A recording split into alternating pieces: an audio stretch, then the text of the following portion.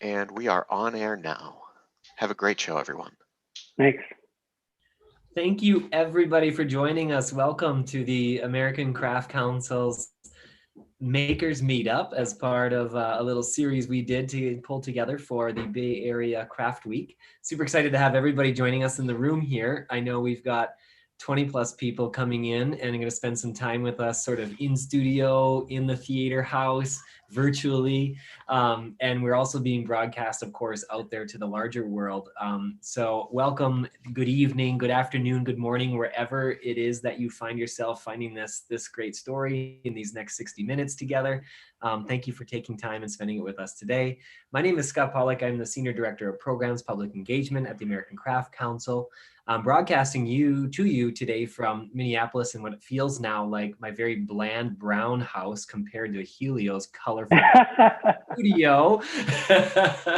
I really am excited. We've been on the phone a little bit and on this call just chatting about all of his incredible work, and really excited about what you'll share with us today.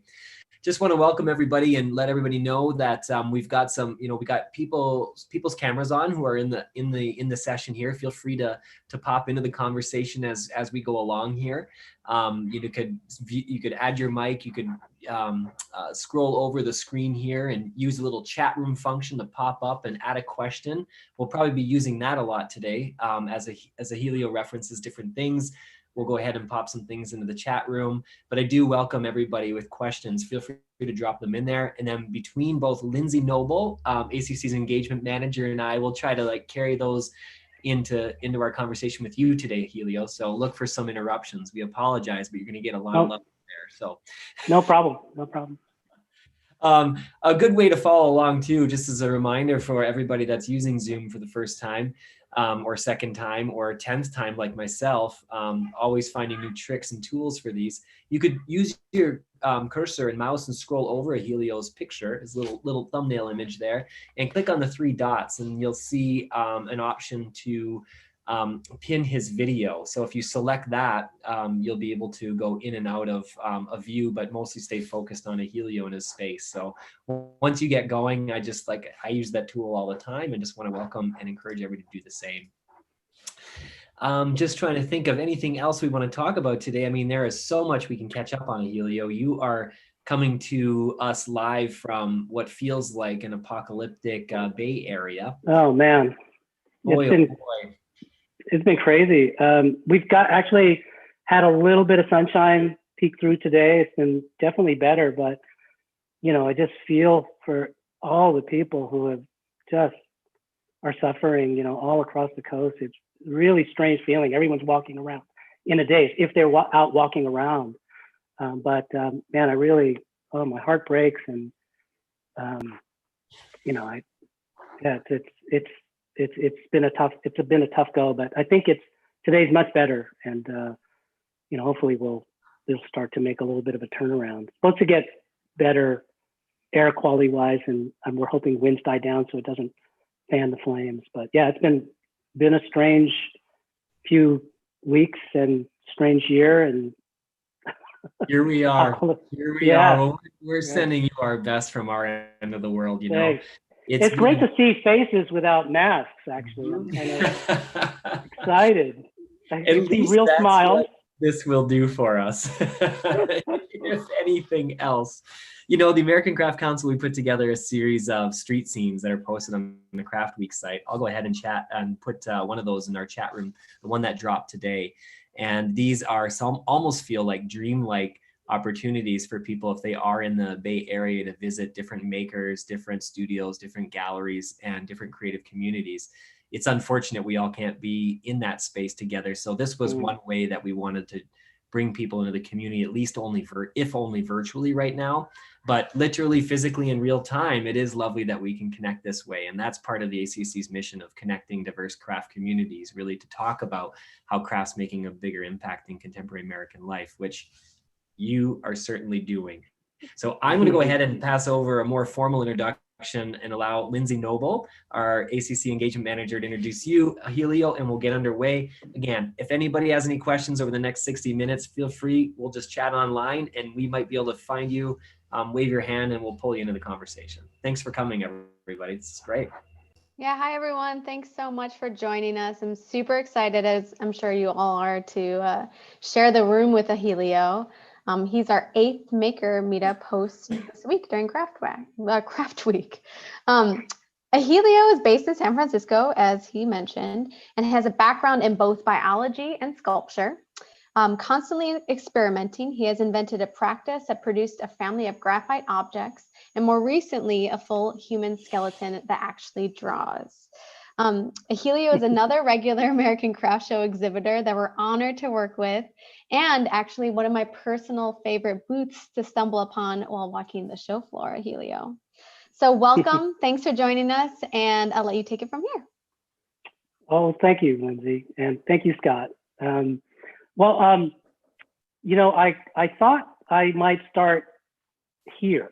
This is as a way of kind of introducing who I am, how I approach what I do, because this cabinet is actually made of other cabinets.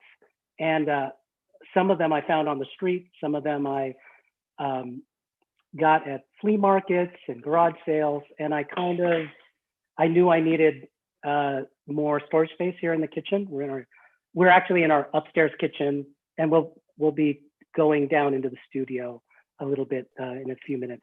But the thing about this cabinet is that it is, when I was making it, I wasn't thinking about, is this craft? Is this design? Is this art?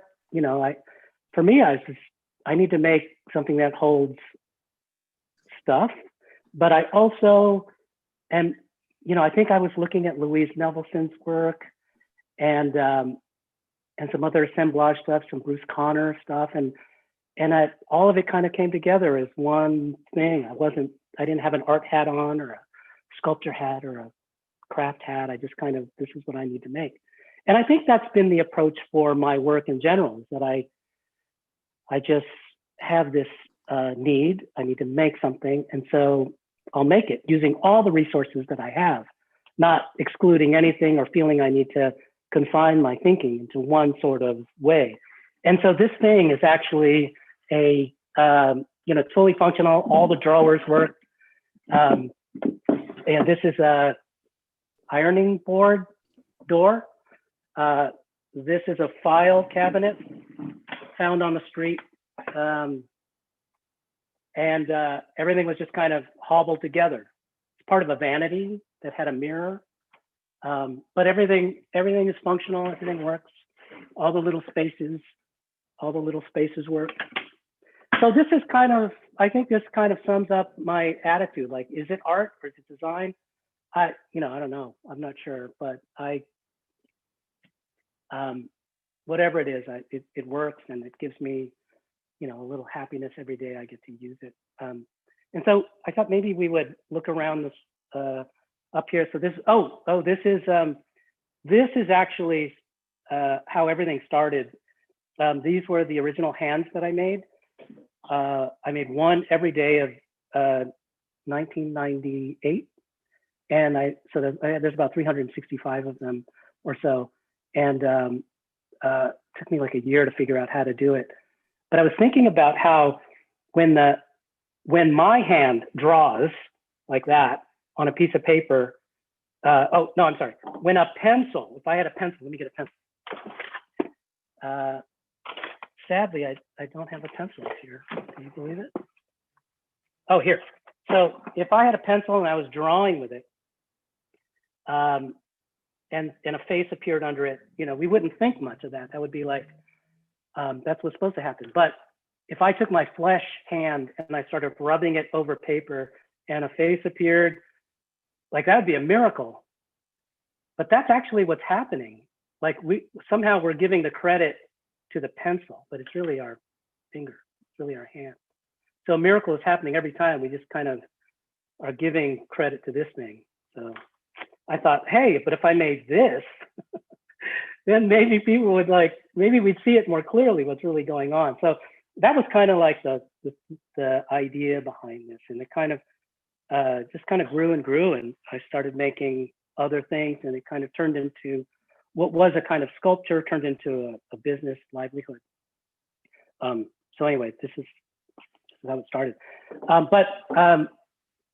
We'll just go around the house a little bit, and we'll go downstairs. But you know, this is another sort of example. This is a chair I made out of a patio glider that had nylon webbing, but then I cut up some auditorium, high school auditorium seats, and sort of fashioned a rocking chair. So, but it's been, I think I love playing like this because I get to look at, because I don't look at things as sculpture or art or craft. I just look at everything like, oh, what can I bring to this? And what is this really? And maybe if I take it apart and put it together in a different way, it becomes something else. And so, you know, that's how I make everything. My wife is, that thing there is my wife's Delia, who's the real brains behind the operation. She keeps everything together. She made this beautiful mannequin form, and it's to her exact measurements. So she's working on sewing during COVID, but now it's going to have an accuracy that she's never had because it's her dimensions exactly. This piece here will actually make sense a little later, some of the work I'm doing now. But this is a vine that I made that all these pieces are individual. So they all come off, and then I make a puzzle out of it, or it is a puzzle, and then I kind of put it all together. So it can be changed. But there's many more pieces that didn't fit in this particular configuration. So we can go downstairs. This is like a lamp that I made. It's made out of milk jugs. So the plastic material that's in a milk jug, this is cut up. So I did this for a group of students who were in elementary school, I think. This was many years ago. And had them think about clouds and animals they see in clouds. And then we cut them out, put them back together, and now they're this kind of light fixture. It was for an auction, and my family me and my wife fell in love with it as we were making it, and when we ended up bidding for it and won it in an auction. Going downstairs now. This is it kind of spawned a whole thing, and after we made this fixture, you can actually see I don't know if you can see this now, but this is like there's a handle of the milk jug. Can you see that? There's a handle of the milk jug. Kind of looks like a trumpet flower, but this is a milk jug and just cut up and splayed out. We did a project with a organization called Workshop Residence San Francisco. Sadly, it's no longer, it just sort of ended, and it was sort of a victim of the whole COVID issue, but they'll be missed. So now we're downstairs in the studio space, and this is kind of the biggest thing I did with graphite. And I think what I did is I went kind of up the evolutionary tree with it. Like I started making little things like bugs and, you know, and then some fauna, plants and whatnot, and then you know, went to some squid, and then fish, and then mammals, and then finally like this skeleton. So it's actually a full-size skeleton. All the bones articulate, so it moves freely. The fingers move. And because it's made of graphite, it can draw also. So I'm gonna turn it on now. You can see there's like marks on the paper because this has been drawing now for a few days. I'll turn it on and you can see kind of how it's,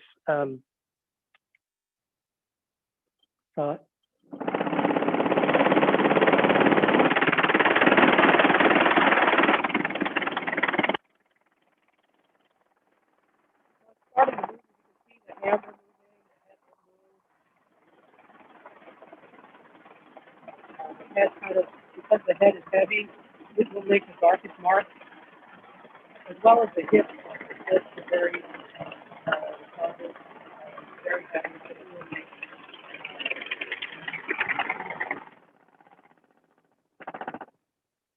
So anyway, I think it disrupts the sound. So I'm going to turn it off for now, just so you can hear. But there's an example of, this is an example of one of the drawings that it made. This was maybe probably a 3-day drawing. And then there's one over there that was the very first one. That's probably I don't know how many days that is. Agelio, when I you think this say was 1 day. Yeah. when you say 3 days or 1 day, does that mean you leave the machine on? Like it Yes. actually moves for a full 3 Yes. days? Yes. Wow. Yeah. Okay, Helio, And then, you're gonna have to describe. No, wait a minute. Is this like a vibrating mortician's table, or what do you got going on? How did you make that thing? I mean, I think part of the idea of this thing is that it is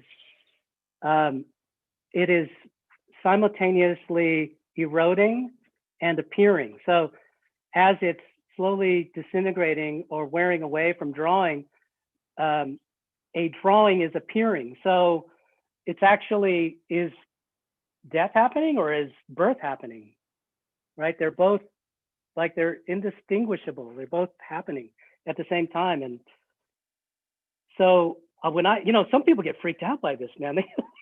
Some people, when I've had this in shows, people they kind of back away, but I kind of look at it like it's more about life than it is about death. If I had to maybe call it one thing, but I kind of don't call it one thing. Like it's just like me, I think. It's actually the same height as me. It's like 5'7". Like this is based on the scientific models that you get in every high school. They're all the same one. So I took one apart, and then I cast each bone individually. But then I couldn't figure out how to put it back together again. Like all these bones are so similar, so I had to buy another one so that I can actually put it back together and know like how it actually goes back. So I actually have 2 plastic models as well as this one, and I have some spare bones as well, just in case things break. Because I knew that this would go under a lot of forces. Like it's going under tremendous force. Like there's like a motor at the bottom. So underneath there's like we don't have them here in the West Coast, but salt spreaders. So after a big snow, there'll be a truck that spreads salt to help melt the snow. We so know that what is are for sure in Minnesota. Yep. Yeah, so that is a motor that comes off of the salt hopper that shakes it to distribute it. And then I've got it on a Arduino to get programs to change the way it vibrates. And then it's on something called berry mounts, which is what like aerospace technology uses for. No, could you focus on these berry mounts? These things, yeah. So these things are like, you put them on instruments like when they're taking off on a space shuttle or something, so that they don't absorb the shock of the takeoff. And then really heavy, like this is like a 300-pound table. I couldn't move it if I want, so it'll dampen and get the maximum movement out of this out of the motor, because this is so still and it's absorbing. So all of the energy is being absorbed by the table rather than the table base. Yeah. Agelio, have you fully disintegrated a skeleton yet? We have one question that's asking like how many drawings have you made from. Not even close. I think I've made about 40 drawings so far. We've kind of I kind of put it away. Like it was in a couple of different. It was at a conference, some art fairs. It was at a winery, the Prisoner Winery in Napa. It was most recently. It was at a training institute for kind of underprivileged students to help them learn about CNC technology, and so it was there for a while, and I got it back here. So it's been out of commission for a while since COVID. I'm hoping to find other places to place it. But no, not even close to wearing it away at all. It will certainly outlive me. I'm hoping my kids will be up for helping it make more drawings. Well, one of the reasons we pulled these together too, Helio, is at a craft show when you're there physically on site together, in your 10 by 10 space or whatever it is, I'm guessing you already could put together the hit list of questions that everybody wants to know, right? And I'm wondering that after all these years, have you come up with like one of those pitched answers to how long is my hand going to last if I buy one of your hands that with the graphite on there? How long will that last? It depends, of course, on how much you use it. But if you used it, I think I did a calculation once. If you used it in that large hand that I make, if you used it in the way you use a typical pencil and you by mass alone, I think it would take 25 years to wear one of those out completely.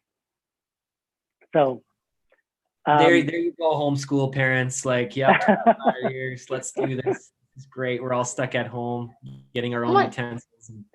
Someone also asked a question about does your hand get dirty when using one of the No, well, it will if you work with it for a long time. But I've actually have a natural resin that I compound the graphite with, and that's actually what's preventing it from rubbing off on your hand. Like that took me like I could actually make the graphite stuff just kind of bumping along and figuring stuff out. But my early experiments, the graphite would get all over my hands. So this recipe took me an additional like 6 or 7 months to figure out. And then people would actually be okay with touching it and using it. That was the important part for me, is to make sure people were okay with touching it and using it on a regular basis and not feel afraid like you were going to get stained. So we're in the kind of lounge area of the studio. Bunch of sculpture here and drawings. Those are all like from various times. Some from my sons, Noah, and who's behind the camera today, and Nilo, who is still comes by. He's moved out recently, but he still comes by and works in the studio. So should we go into the back area? So we're kind of walking back to toward the studio, and we're lucky because we've got this. I mean, it's a big space downstairs, and should we stay here or should we go to? Now, I guess why don't we? Yeah, let's stay here for a minute. So these are the graphite objects that I bring to the. Well, actually, not all of them I bring to the shows. Like a lot of people have seen like this group here. What I'm currently working on these days it's a little group that I'm doing for the Noguchi Museum over in they're in Queens, not Brooklyn. They're in Queens, and so like these are the ones. I think some of these designs are these 3 designs. Oh, these 4 designs are part of the Noguchi Museum's collection. So I do 5 designs for them, and these I kind of thought, well, what would happen if I gold leaf them? So that's just kind of an experiment that I've just got a few of them here in the studio. And then this is kind of my setup when I'm carving. I've got this really cool lens that I use.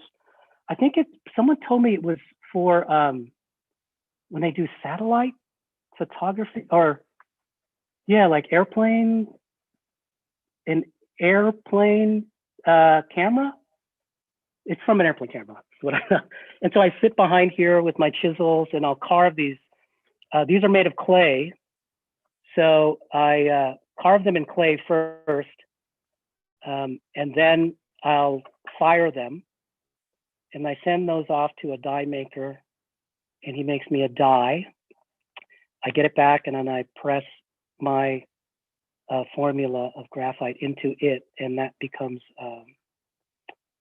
I press it in at 5 tons of pressure, and then that's what forms the material. Then I'll, of course, carve it down and polish it, and that's how I get the final object.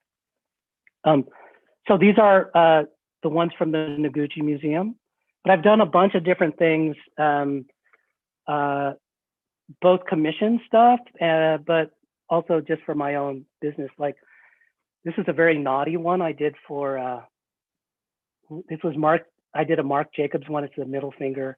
But what's cool, so the middle finger is not that cool. What I think is cool about it, there's actually there's a cubic zirconium at the base of the middle finger. So you would have to, so I hope this is okay. But there's a cubic zirconium at the base of the middle finger. And so I thought it would be cool if it would be like, you'd be tempted to break off the middle finger in order to see the diamond.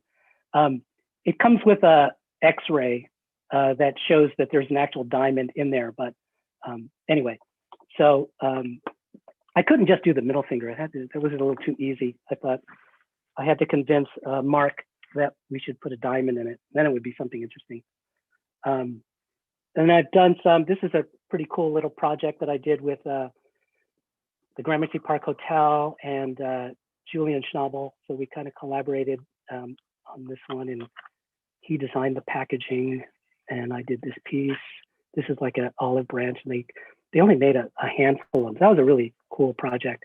So it goes like this. And I've done some, this is one that there wasn't many made, but I did a project for like The Walking Dead. I saw like a couple of the original, the first season, I think, and then it just got, I just got so bored. I just got so scared. But I got like, they gave me this whole, like, I think it goes with like, it's a press kit, I think. So I made like, I forget how many of these we made. You remember? We made a lot of them.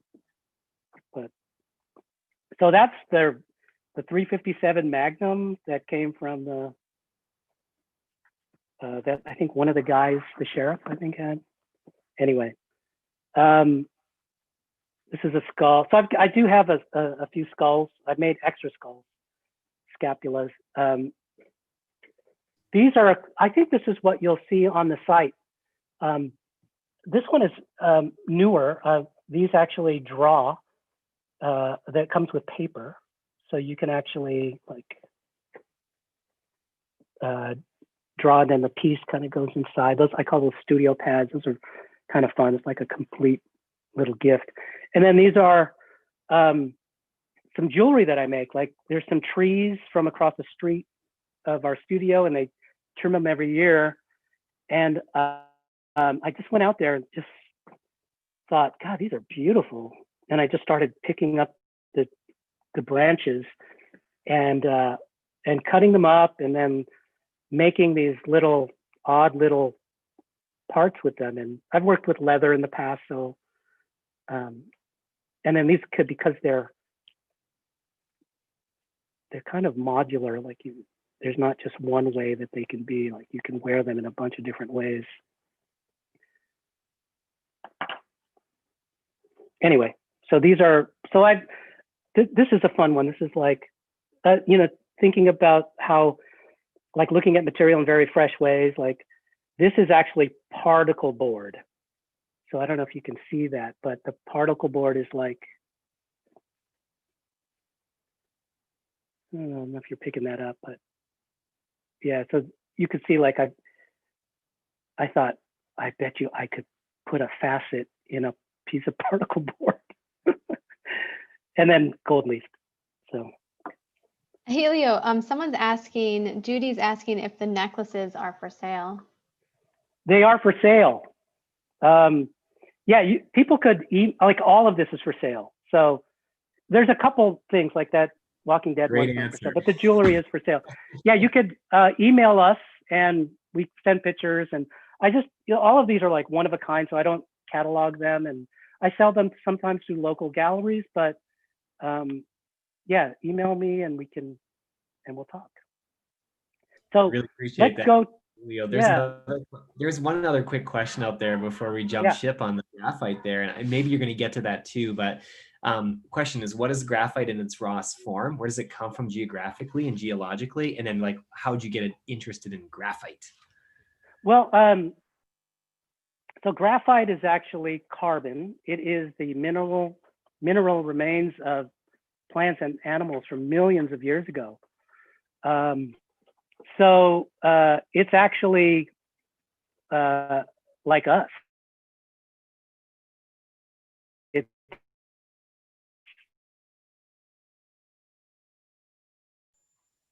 You're breaking up a little bit, Agelio. So it's all carbon, and it's I think we're losing. Are you losing sound or image? Connection. It's getting a little bit unstable here. I think we're getting unstable. Is it better? We're back with you. Yep. Okay. You're doing great. Yeah, you're back. Okay. So yeah, so carbon, it's all carbon, but it's arranged in a sheet, unlike a diamond, which is more three-dimensional. So yeah, does that answer the question? Was there more to that question? But the reason why I should say that the reason why I'm very interested in it, and the reason why I used it in the skeleton in ash, is that it is the remains of animals and plants, and that this is its second life. When I made it, I sort of imagined it was exhumed on my behalf, and then I made it so that it could have this new life making drawings, and it eventually will disappear because it will wear away. But this new thing will give birth, and it will have another life as a drawing. So it never really dies, or sort of alluded to the stuff I was saying before. So we were gonna. Is that good on that question? Anything more on that? That's perfect. We really appreciate that. That's terrific. Yeah. Well, I think we're having that trouble with the Wi-Fi. Should we try? Or do you think we're going to cut out? Let's give it a shot, and then, because it'll be fun. If not, we'll just come right back out. But this is kind of the dirty part of the studio where I make everything. And just tell me if it starts to cut out, and then we'll back out.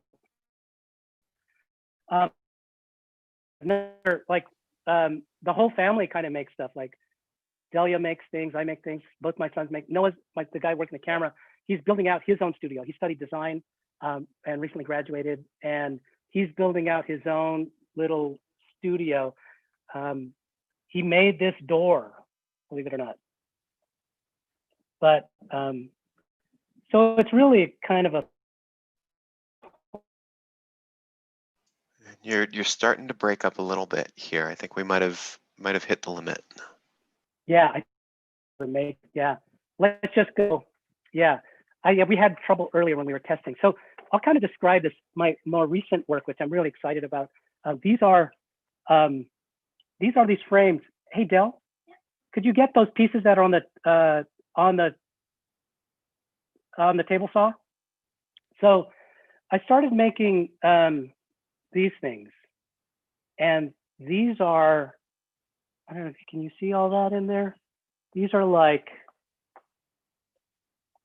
made of frames that have been cut up and reconfigured. So like you can see the backside, and you can kind of see what I went through. I don't know if you can pick up that detail. Yeah, we can see it. It looks good. Yeah, so it's all like mosaic almost. So what I did was I took this frame, which is the standard frame molding, and then I cut it up into different pieces. So like I separated this piece out from this piece and this piece, and I just chopped it all up and then reconfigured it so that it made this thing. And I just kind of, like, this is actually a really odd piece for me because I've never bought a gold frame, and I actually kind of hate gold frames. And so I think I'm kind of cool with the gold frame if I kind of chop it up and distort it. And a friend of mine, Eric Silva, we were on Instagram messaging the other day, and he goes, "Yeah, man, that's disturbing. It's like it's got like cancer or something." And I go, "Yeah, you're right. You're right." Like, and I was tripping because it was like COVID, like there's this kind of weird viral, like, growth of some sort. And like I have to say, like I don't know exactly, like I don't articulate this stuff through like words, language level. Like it's more like kind of hunches. I just kind of like to bump into it a little bit and kind of understand it without language. And so that I get to understand things in a way that's not so limiting. Like language is so limiting to me. For one thing, I'm not that great at it. I feel like this says so much more, and like my ideas about like luxury, or like I'd never buy this. No, I would never buy a gold frame. But I'm cool with this. Like those things I can resolve through this. But I couldn't resolve it through, like, if you asked me in language if I'm cool with a gold frame, I'll say no. It's easy with language. But if I see it like this or make it through this, then I'm like, yes, I'm cool with this. And I'm not 100%. If you ask me to explain it with language, I will not be able to explain it. But I can show you this, and this, well, I think is my own explanation, resolution without language. If that makes any sense. It's hard to explain. Words kind of fail me. But You're speaking a real good maker's language here, Agelio. I appreciate it. Real good artist. I love it. Now feel it and go with it. I really love your experimentation. Yeah. And I promised you I'd send you my Corey Pemberton print that I just purchased during Craft Week, and I want to see. Oh yeah. One of your amazing COVID gold frames would be just beautiful. Yeah, that work is amazing. That Pemberton's work is just like, it's like, what am I looking at? That's when I get excited about that, when somebody does that and it's so unfamiliar, a little bit disorienting, and then I'm like, that's when it's exciting. Then I can look. Then I feel kind of alive again. Like, oh yeah, I'm not my usual self. This is kind of walking around in a daze. Like I'm shocked into awakeness, and suddenly I can feel the world kind of anew. I think that's what we're doing. That's what artists, craftspeople do. You create these things that are so intimate, or they're so expansive that they just bring you to an aliveness. Your body and your mind just kind of wake up. You're kind of shaken out of your stupor. Absolutely. Yeah. So I can't go to the back, but I think we lose Wi-Fi there. I don't know. Oh, so this is, I'll bring this a little closer. So I've kind of devised this little setup to help me make these things. And this is kind of a magnetic board. I'll cut pieces out with a miter saw. I've got this really cool old miter saw, and I'll kind of just fit pieces onto this, and I'll glue, and I've got these magnets that will hold them in place so that I can see if it works or not, if I like it. I'll kind of just see if I like it. Do I like it there? Because once it's glued on, I got to cut it off. It's kind of a drag, but this way I can kind of really see things before I commit. I love how inventive your process is here. Like making this board in order to build this frame is unbelievable. Very everything. That's kind of I think I'm kind of obsessive about that sort of thing. Like I love making new things, making tools to make the art, and I kind of spend way too much time making the tool because it's just as satisfying as making the art. And that's that kind of blurry, like art, you know, is it art? Is it craft? When is it art?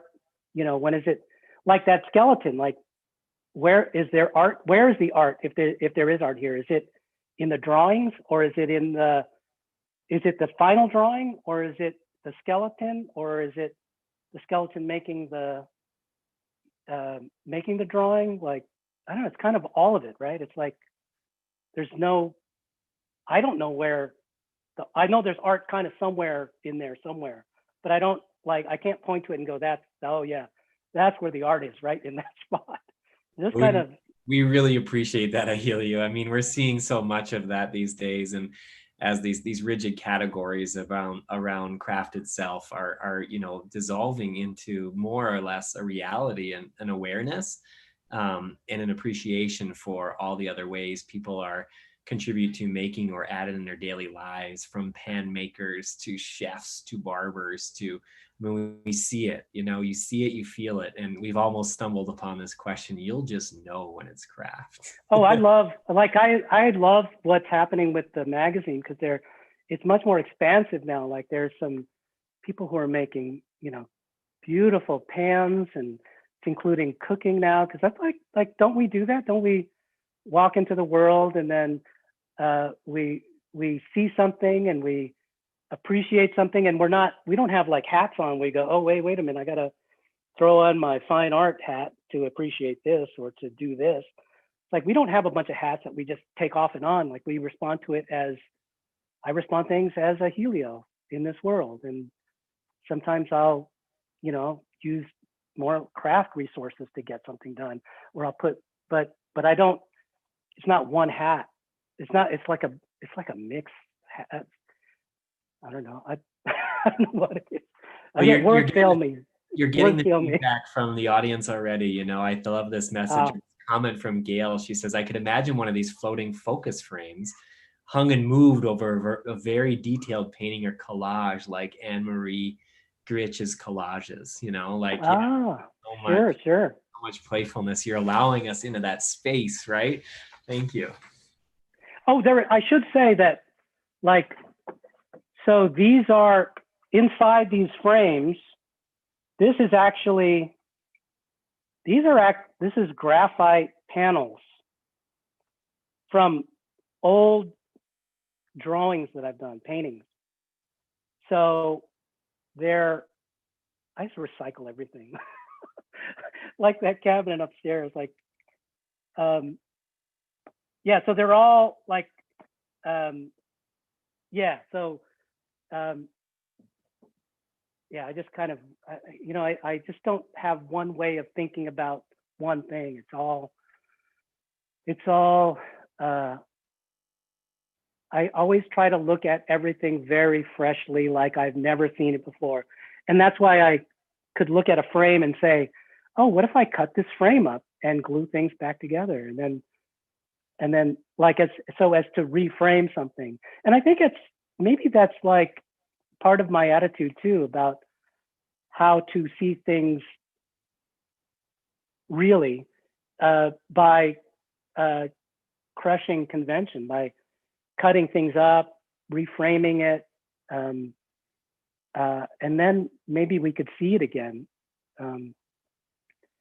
Anyway, were there other questions? And what's the time like? Am I taking up? You're doing great. You are doing so good. We have about 10 minutes together, and we have one quick question, which that was really great. And I think maybe one of the questions was, do you make the frames or repurpose already made ones?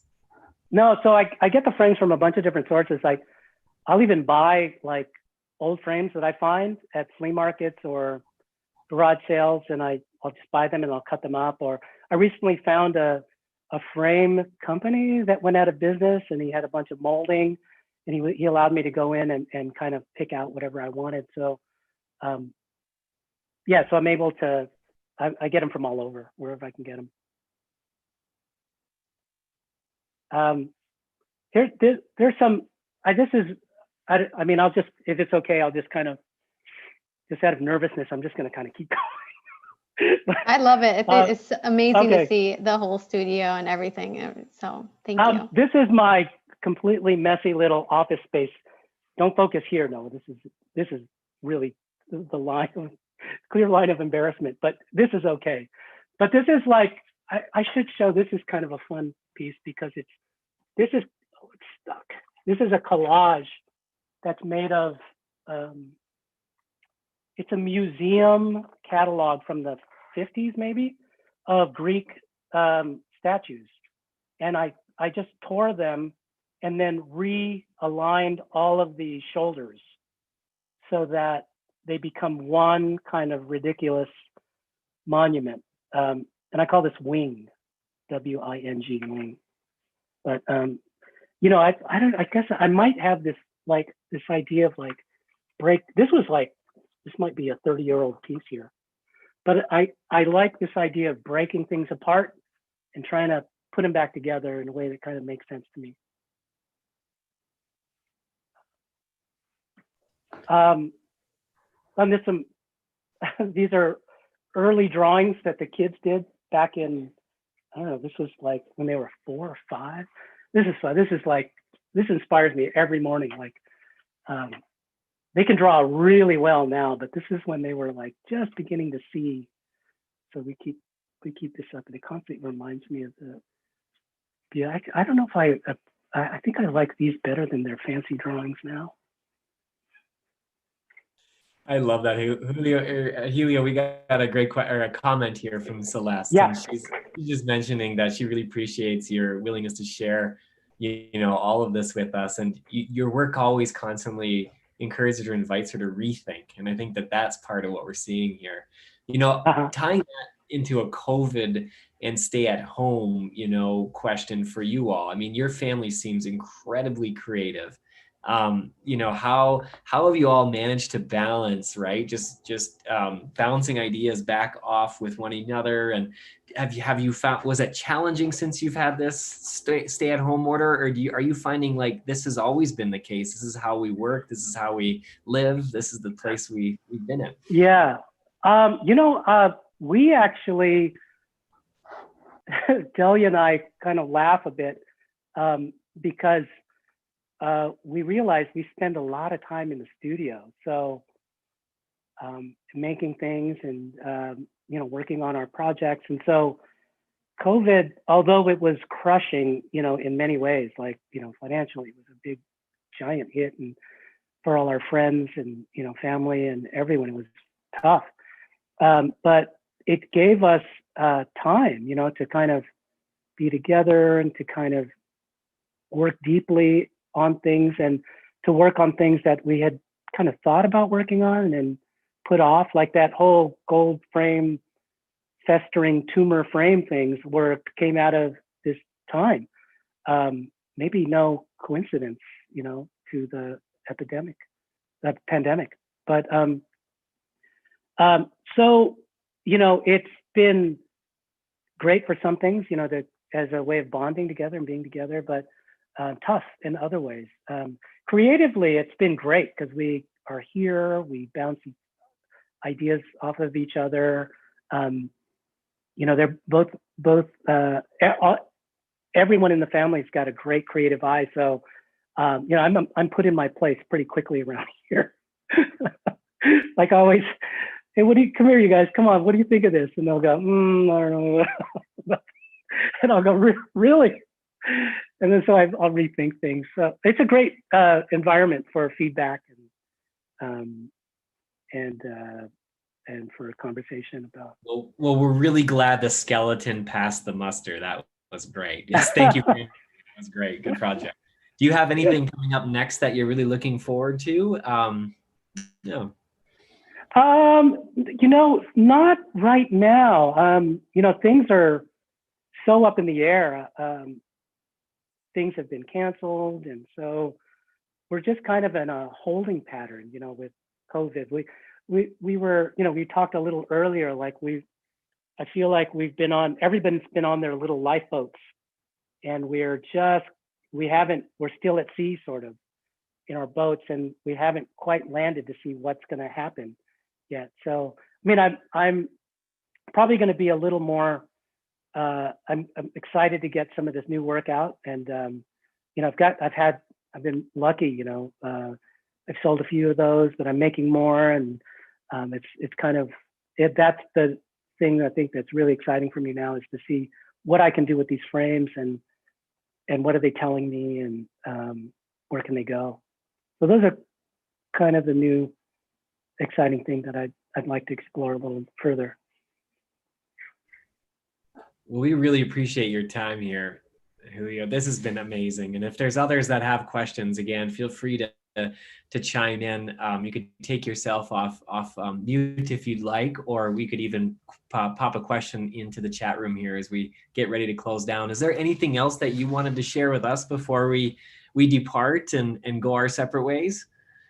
Well, you know, the other part of the studio is my wife Delia, who's very shy, and she doesn't like to get in front of the camera, but she's like the other half of Batle Studio, and maybe we can point the camera to Delia a little bit. You would welcome. Here, honey. So this is Delia. She's the other half of Batle Studio.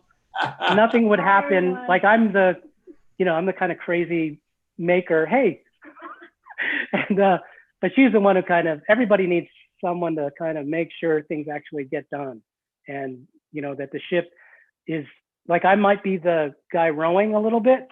She does a good bit of rowing, but she's definitely on the steering wheel going, don't crash. So anyway, I wanted her to, anyway, very grateful that she's leading the ship. I can't think of anything else. I mean, if someone has questions, I can certainly. Helio, people are asking for, they would like your email address. Can we share that in the chat room? Oh, yeah.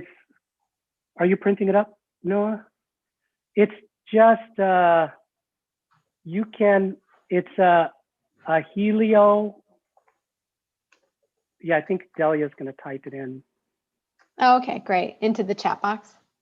I think so.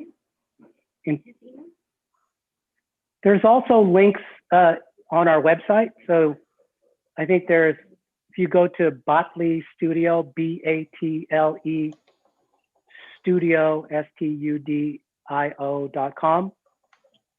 there are the email links there as well. But I think we're going to send something. Terrific. We landed it. That's terrific. Yeah, everybody, we've got it here. And please take a look at the Batle Studio site. Is amazing. Your Instagram site it's always so fun to watch that, because it's full of good ideas again that make you rethink, and you're constantly reinventing. It feels like just a super honor to have you share all that creativity with us right now. We need it most, So I want to thank you again, everybody, for joining us this evening again, or as you're picking this up at a later date. Feel free, please continue to shop, support all these incredible artists that have been contributing their stories, their time, their effort, their energies. We're really glad we have these technologies to keep us connected in these times. And this has been a real treat, Julio. Appreciate your help and yeah. Thank you. It was fun. It's fun. Very enjoyable to do. This is where you could put we could all clap and send you'll see this sort of champagne popping, and everybody's celebrating, and out there in the world. So, hey, really thank you so much again. We'll be in touch for sure. All right. Helio. Thank you. Thank you, Great seeing Lindsay. your space. Thanks, everybody. Thanks, Scott. Bye. Thanks, everybody who came in. I know there's some people who were emailing us beforehand, asking when we were up. So hello to everybody who joined in. You got a lot of love out there, my friend. Thank you. All right. Bye-bye. Bye-bye.